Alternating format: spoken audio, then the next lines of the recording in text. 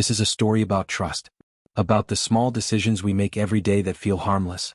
About swiping right on a stranger's face and believing that nothing truly terrible could happen. That the world, even through a screen, is still fundamentally safe.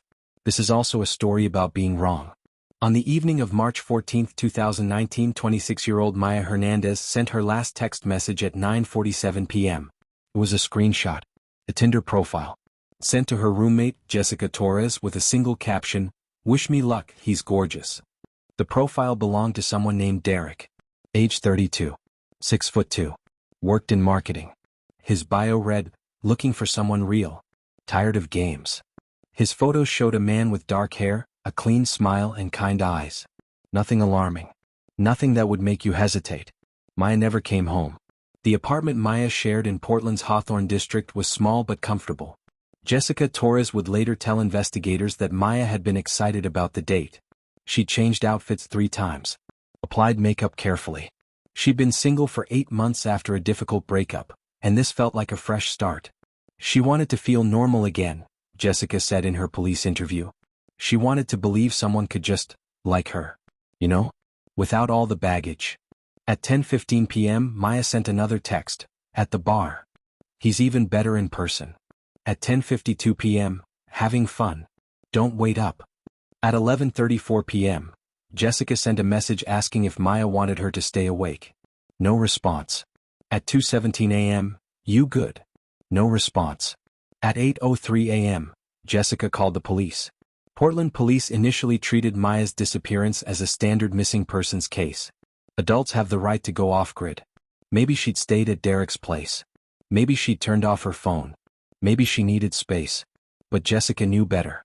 "Maya always texted me when she got home," she told Detective Sarah Confined during the initial interview.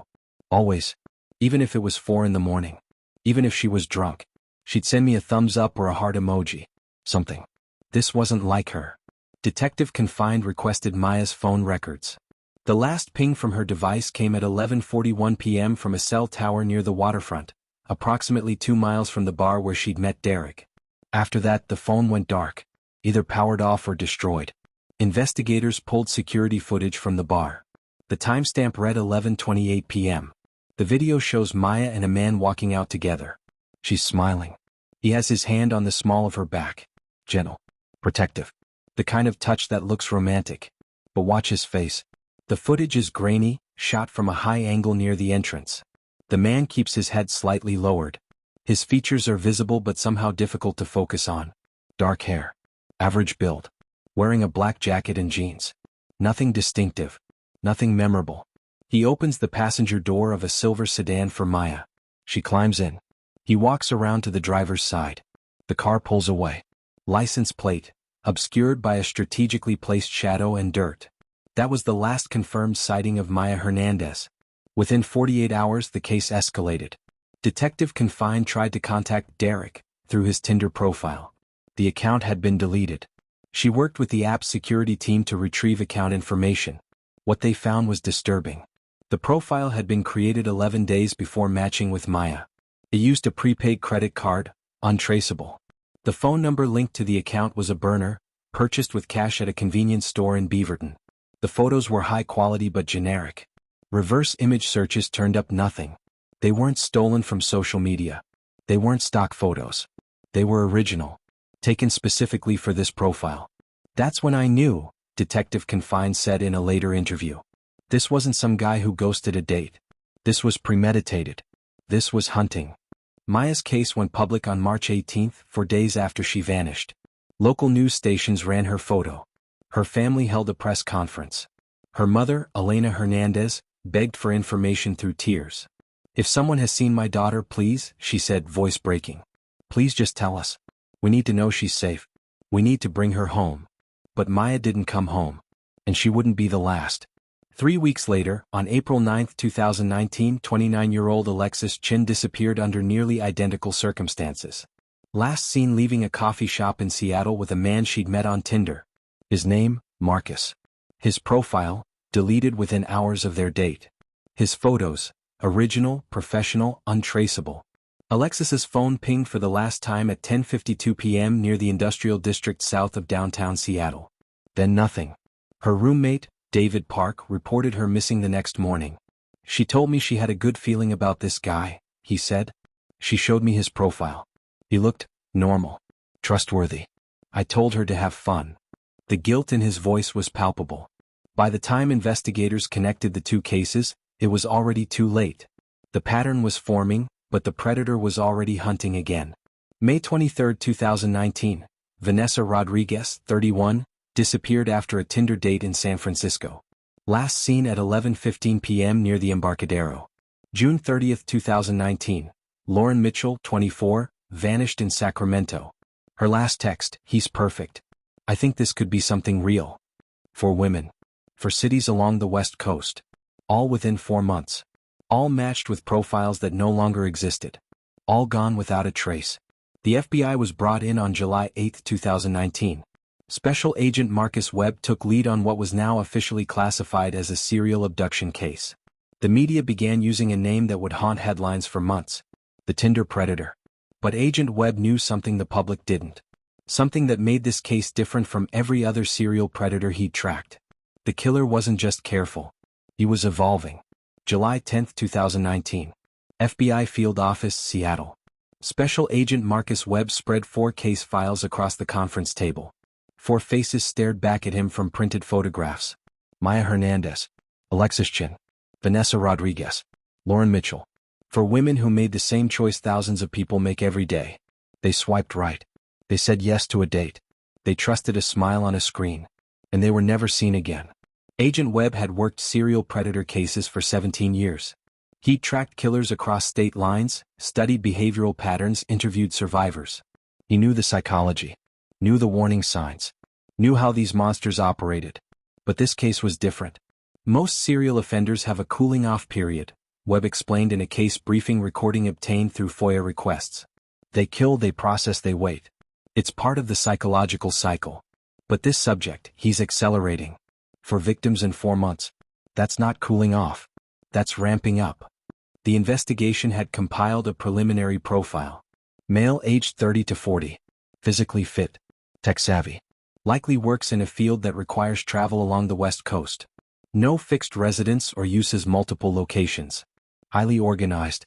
Methodical. Patient. And most disturbingly, he's done this before. The task force began with digital forensics. Tinder's security team provided what data remained from the deleted accounts. Each profile had been active for exactly 2 weeks before matching with a victim. During that time, the subject had matched with dozens of women. Sent hundreds of messages. Most conversations went nowhere. He was selective. Specific. He was shopping. The messages followed a pattern. Friendly but not aggressive. Compliments that felt personal. Questions that showed interest. What's your favorite place in the city? What kind of work do you do? Do you have roommates or live alone? That last question appeared in every conversation that led to a date. Behavioral analyst Dr. Rebecca Morse reviewed the digital evidence. Her assessment was chilling. "This individual isn't impulsive," she said in her case notes. "Every message is calculated. He's building trust. Creating intimacy. By the time he asks them out, these women feel like they know him. They feel safe. That's the trap." But there was something else. Something that didn't fit standard serial predator behavior. The photos. Each fake profile used different photos, but the subjects were remarkably similar. Dark hair. Clean cut. Attractive but not threatening. Smiling in casual settings, hiking trails, coffee shops, city streets. The kind of photos that said, "I'm normal. I'm safe. I'm exactly who you hope I am." Digital forensics analyst Kevin Park spent 3 weeks analyzing the images. His findings were presented to the task force on July 28. "These photos are professionally taken," Park explained. "Not selfies. Not amateur snapshots. The lighting is consistent. The composition is deliberate. But here's the strange part, we can't find the photographer. We can't find the locations. It's like these images exist in a vacuum." Agent Webb asked the obvious question, could they be AI generated? "Not in 2019, Park replied. "The technology wasn't there yet. Not at this quality level. These are real photos of a real person. We just can't identify who." The investigation expanded. Task force members reviewed 3 years of missing persons cases along the West Coast. They were looking for a pattern. Women who disappeared after online dates. Digital footprints that went cold. Tinder matches that vanished. What they found was worse than they'd imagined. Between January 2017 and March 2019, before Maya Hernandez disappeared, there were 6 additional cases that fit the profile. 6 women who'd told friends they were meeting someone from a dating app.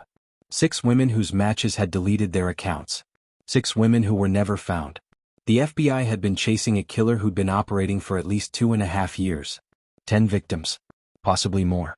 Agent Webb requested case files for all 10 victims. As he laid them out chronologically, a pattern emerged that made his blood run cold. The first 2 victims from early 2017 had disappeared 3 months apart. Then the timeline shortened. 2 months. 6 weeks. 1 month. By 2019 he was taking victims every 3 to 4 weeks. He's not just accelerating, Webb told his team. He's perfecting his method. Getting more confident. More efficient. But there was another pattern. One that wouldn't become clear until victim number 11. Geospatial analyst Linda Ramirez plotted each disappearance on a map of the West Coast. The location seemed random at first. Portland. Seattle. San Francisco. Sacramento. San Diego. Spokane. Eugene. Cleveland. But when Ramirez overlaid the map with major highway systems, something emerged. He's following I-5, she said, pointing to the vertical line connecting each city. But not just I-5. Look at these secondary routes. He's using the entire corridor. Moving north to south. Doubling back. Never staying in one city long enough to establish a pattern. So he's mobile, Webb said. Lives in a vehicle or travels constantly for work. Or both, Ramirez replied. The task force issued a nationwide alert to law enforcement agencies. They contacted Tinder, Bumble, Hinge, and every major dating platform. The message was clear: be on the lookout for suspicious account activity. Profiles that followed the pattern. Matches that disappeared. But the warning came too late. August 17, 2019. Portland, Oregon. The city where it all began. 27-year-old Nicole Bradshaw sent a text to her sister at 9:32 p.m. Date night. He seems amazing. I'll call you tomorrow. She never made that call. Nicole's disappearance confirmed the task force's worst fear. He was doubling back. Returning to hunting grounds he'd already used. Growing bolder. But this time something was different. This time there was a witness. August 18, 3:47 a.m. Portland police received a 911 call from a man named James Caldwell, a night shift security guard working at a storage facility on the outskirts of the city. He'd been doing his rounds when he noticed something unusual. The 911 recording was released to the task force within hours. Dispatcher, 911, what's your emergency? Caldwell, yeah, hi, I'm a security guard at U-Stored on Powell Boulevard. I just saw something weird and I don't know if it's important but... Dispatcher, what did you see, sir? Caldwell, a car. Silver sedan. It pulled up to one of the units about 20 minutes ago. The driver got out, opened the unit and pulled in. But the thing is, he turned off his headlights before he entered the property. Like he didn't want to be seen. Dispatcher, is the vehicle still there? Caldwell, no, he left about 5 minutes ago. But here's the thing, I checked the unit number. It's registered under a fake name. I know because I processed the rental agreements. The paperwork was paid in cash and the signatures don't match our records. Dispatcher, what unit number? Caldwell, Unit 247. Portland police arrived at the storage facility at 4:23 a.m. They cut the lock on Unit 247. Inside they found a space approximately 10 feet by 10 feet. Empty except for 3 items. A folding table. A digital camera on a tripod. And a single iPhone, placed carefully in the center of the table. The phone belonged to Nicole Bradshaw. Forensics processed the scene for 6 hours. They found no fingerprints. No DNA. No trace evidence. The concrete floor had been bleached recently. The walls were bare. But the phone told a different story. Nicole's iPhone had been wiped clean, factory reset. But the storage unit itself had been rented 3 days before Nicole's disappearance. Paid for in cash. The rental agreement signature was illegible. The contact information, fake. He planned this. Prepared the location. Knew exactly where he was taking her. And then he'd left her phone behind like a calling card. Agent Webb stood in the storage unit at dawn, staring at the empty space. He'd seen crime scenes that haunted him. Locations where terrible things happened. But this was different. This isn't where he killed them, Webb said to his team. This is where he brought them after. This is part of the ritual. What ritual? Detective Confined asked. Webb didn't answer right away. He was looking at the camera tripod, at the marks on the floor where the table had stood, at the careful positioning of everything. He's documenting it, Webb finally said. Whatever he does to them, he's recording it. The soil originated from a region along the Columbia River Gorge, somewhere between Oregon and Washington. A rural area with limited population density and thousands of acres of undeveloped land. That's where he was operating from. That's where he was keeping them. Agent Webb assembled a search team. 50 personnel. Ground-penetrating radar equipment. Cadaver dogs. Satellite imagery analysis. They would search every inch of the region if necessary. The operation was scheduled to begin on October 1, 2019. But on September 29, something happened that made the search unnecessary. Someone found him first. September 29, 2019. 6:47 a.m. Cascade Locks, Oregon.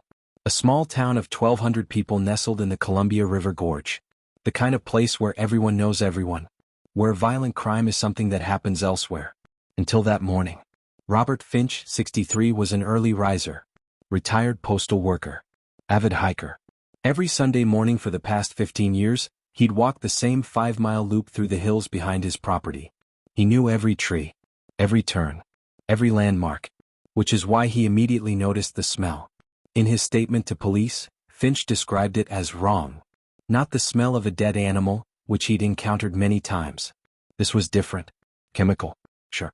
Underneath something organic and rotting. He followed the smell off trail into a dense section of Douglas fir about 200 yards from the main path. What he found would bring the full weight of federal law enforcement to this quiet town within hours. At 7:02 a.m., Cascade Locks police received a 911 call. Officer David Chin arrived on scene at 7:18 a.m. He immediately called for backup. By 8:30 a.m., Oregon State Police had secured the area. By 10 a.m., the FBI's evidence response team was en route. Special Agent Marcus Webb received the call at 10:47 a.m. He was on scene by 1:15 p.m. What they had found was a workshop. The structure was partially underground. A concrete bunker, approximately 20 feet by 30 feet, built into the hillside and camouflaged with natural vegetation. The entrance was a reinforced door hidden beneath a false floor of forest debris. It had been there for years, maybe decades. And inside, evidence of everything the Tinder predator had done. The FBI's forensic report, released in heavily redacted form 3 years later, provides a clinical description of what was found. But even sanitized, the details are disturbing. The space was divided into 3 sections. Section 1, a living area. Minimal furnishings. A cot. A small kitchenette. Shelves lined with non-perishable food. A chemical toilet. Everything needed for extended stays. Section 2, a workshop. Shelves containing photography equipment. Computers.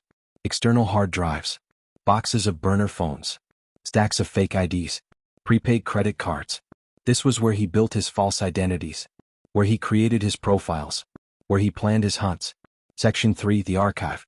The back section of the bunker contained a series of filing cabinets. Inside, organized with meticulous care, were folders.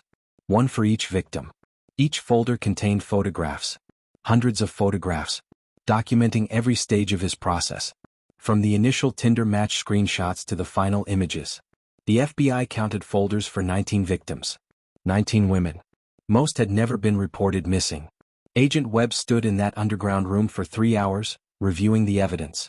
Later, in a closed session with the task force, he would describe it as the most organized crime scene I've encountered in my career. He wasn't hiding, Webb said. He was archiving. This was his collection. His work. He believed it would never be found. Or if it was, it would be after he was finished. After he'd moved on. But the killer himself wasn't there. The bunker was empty.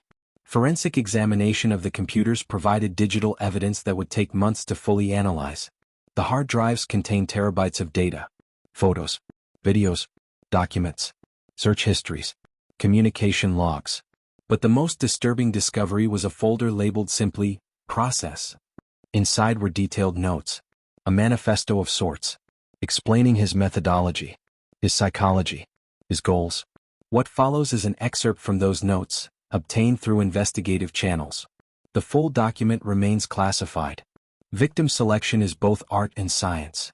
The profile must be specific enough to ensure consistency but broad enough to avoid pattern recognition by law enforcement. I've found success with women aged 25 to 34, college-educated, professionally employed, socially active. They exist in a paradox, connected but lonely, surrounded by people but desperate for genuine intimacy. Dating apps are perfect hunting grounds. The inherent trust mechanics are fascinating. A person will meet a complete stranger based solely on photographs and text conversations. They'll enter vehicles, visit locations, lower every natural defense mechanism, because the app provides a false sense of security. Verification. Social proof. The key is patience. Most predators fail because they rush. They match and immediately push for meetings. This triggers suspicion.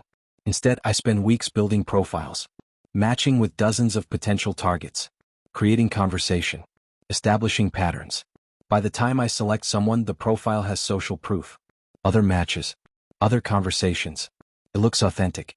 The date itself must feel organic. Public location, casual atmosphere.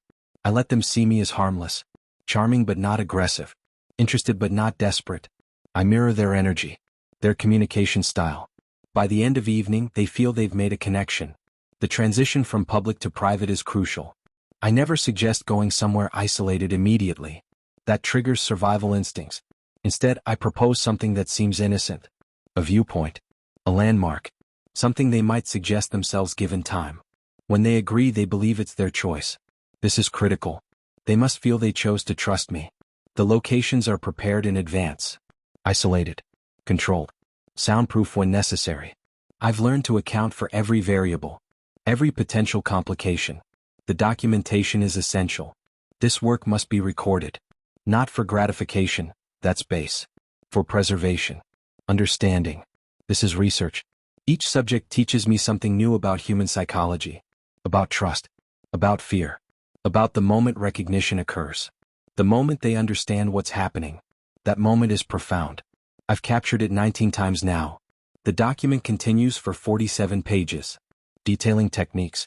Explaining decisions. Analyzing failures and successes. It reads like a technical manual written by someone completely detached from the horror of what they're describing. Dr. Rebecca Morse, the FBI's behavioral analyst, spent 2 weeks reviewing the manifesto. Her assessment was presented to the task force on October 10th.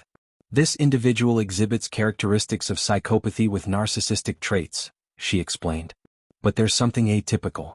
Most serial offenders derive pleasure from the act itself. From the power. The control. The violence.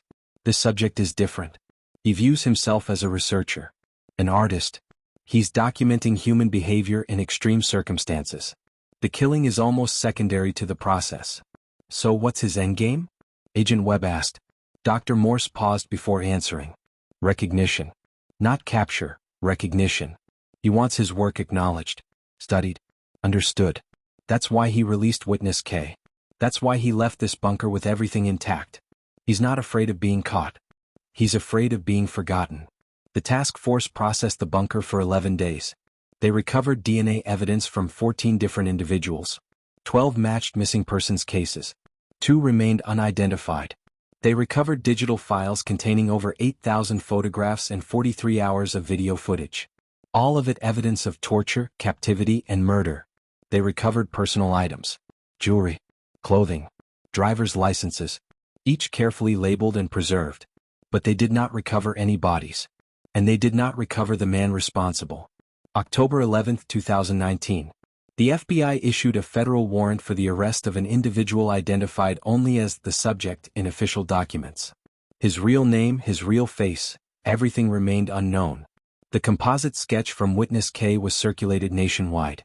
America's Most Wanted featured the case.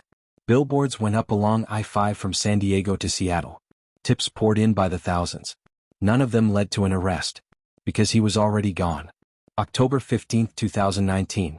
A package arrived at the Seattle FBI field office. No return address.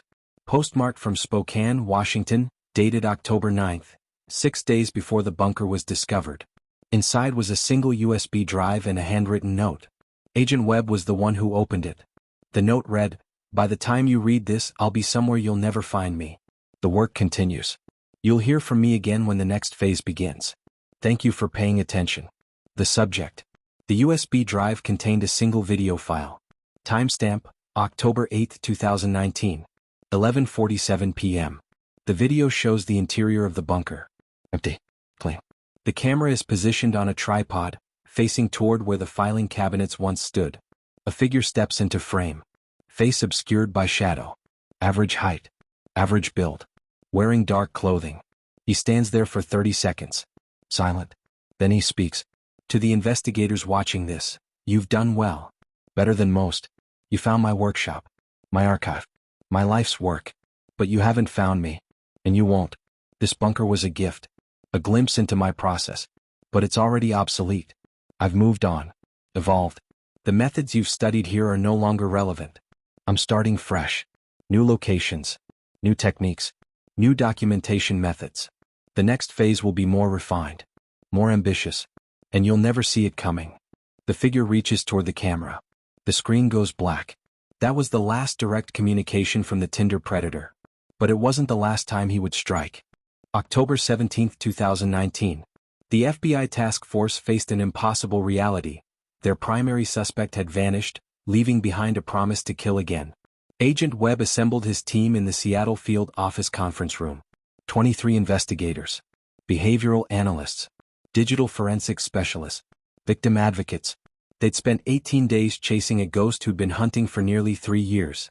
Now they had to find him before he evolved. He's given us a timeline, Webb said, pointing to the video timestamp on the screen. He recorded that message on October 8th. We discovered the bunker on September 29th. That means he knew we were closing in at least 9 days before we stepped foot inside that forest. No one spoke. Several agents exchanged anxious looks. He's watching us, Agent Prieto said finally. Or he was. Maybe he still is. Webb nodded. He left the camcorder angled toward the entrance on purpose. He wanted us to see that recording first. He wanted us to hear that line. The speakers crackled as the distorted voice echoed across the room. I only hunt the ones who answer back. A chill ran through the room. Insert. Case file screens, victim maps, timelines, profile sketches.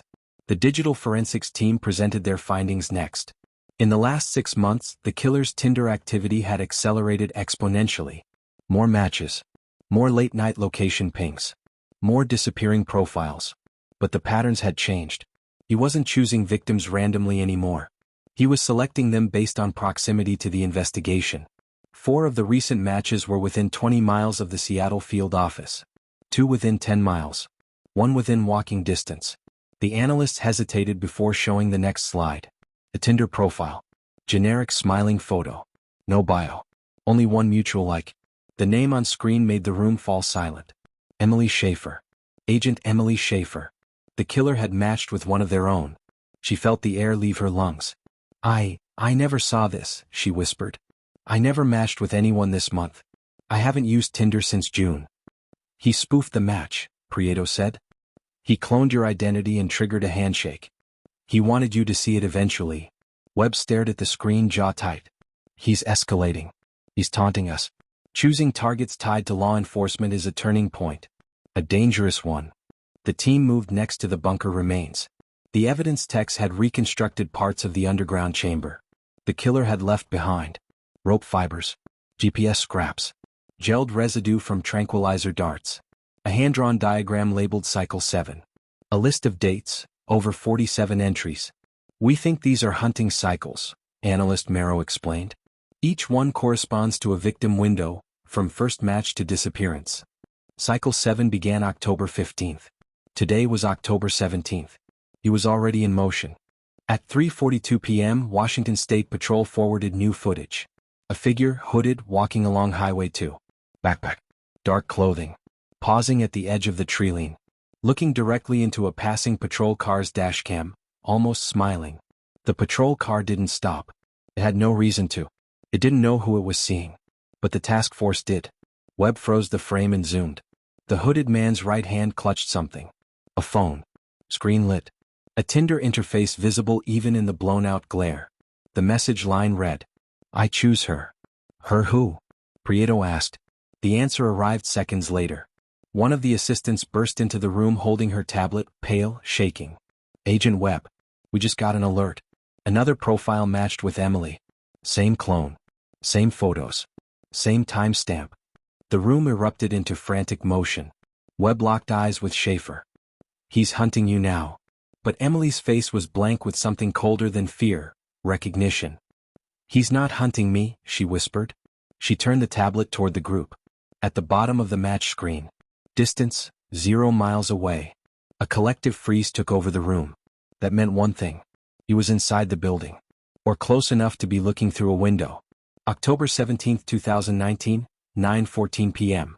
The Seattle field office had been placed under full lockdown. Every entrance sealed. Elevators frozen. Hallways cleared.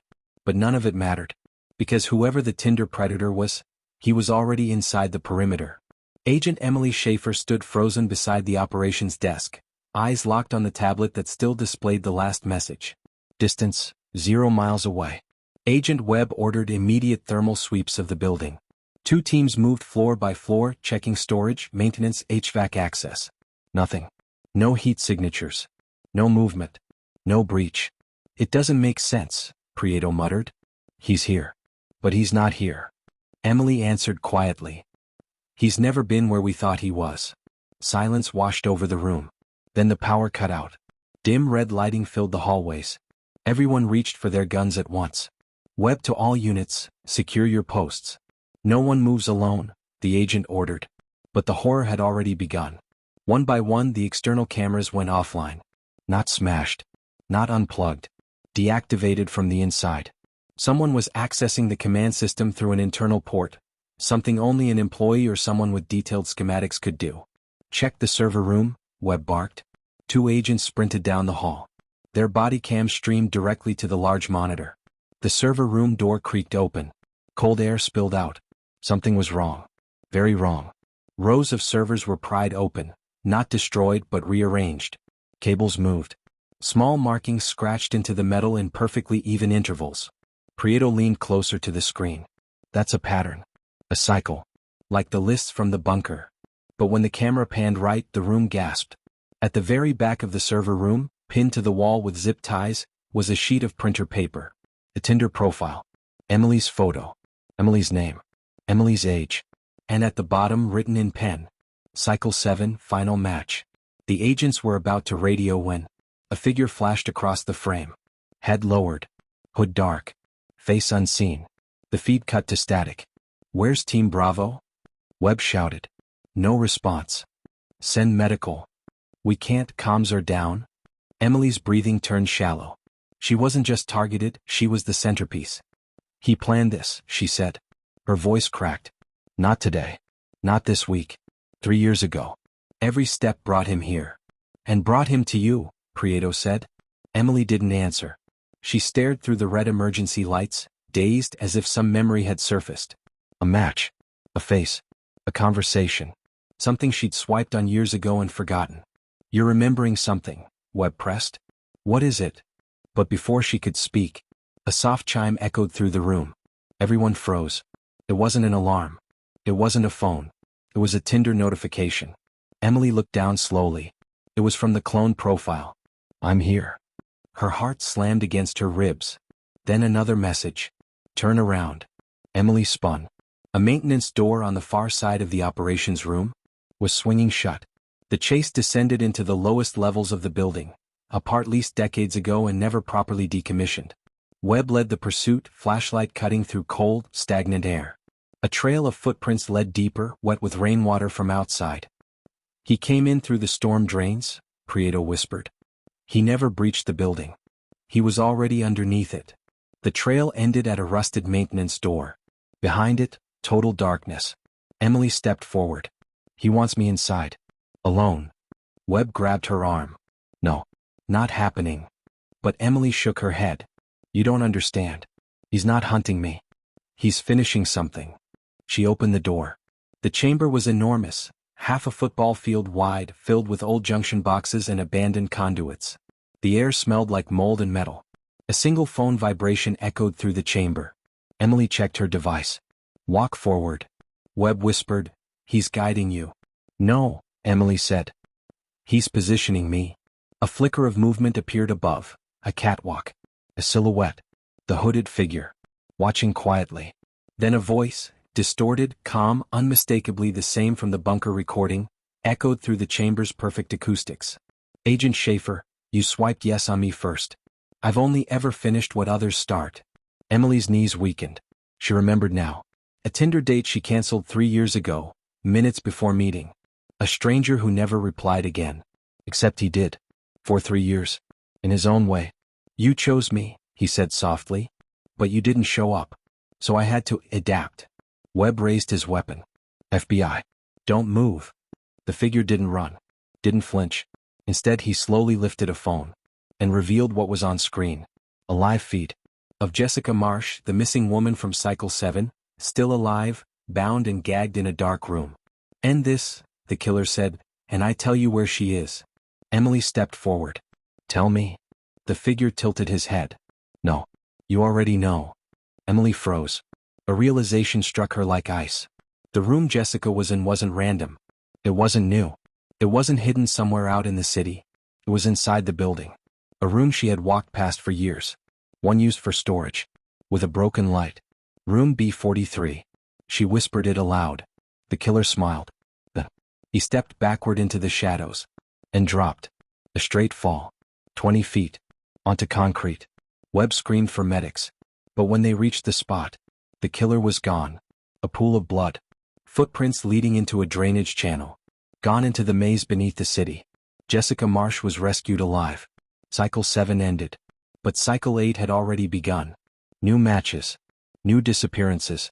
New sightings.